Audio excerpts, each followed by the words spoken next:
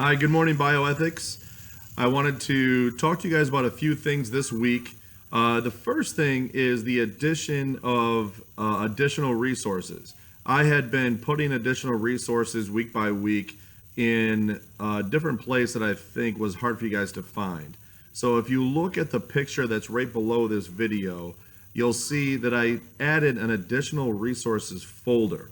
And in that additional resources folder, which is right underneath the final exam folder, right in your lessons, I put additional resources that are helpful for each and every unit that we do. They're in chronological order.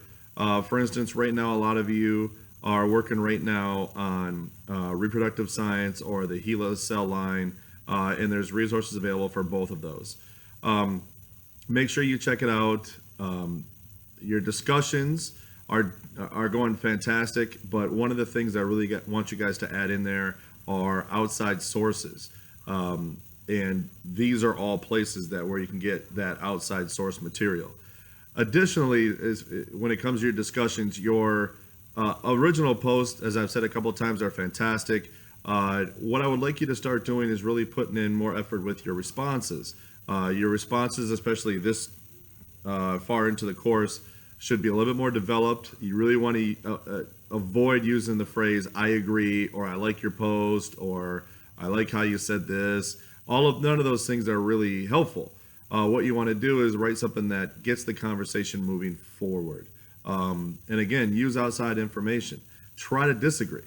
Reply to posts that you disagree with. That's where a conversation gets going.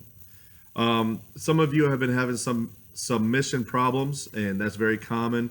If you do have a problem with submissions, especially if it's an assignment where you got to put in a video or some sound file or something like that, and it just is not compatible with your school system or your computer, just email me. A lot of you have been doing that where you haven't been able to figure it out with the SLP, so you just emailed it to me directly, and that's totally okay. Along those lines, communication is always important, and a lot of you have been communicating very effectively.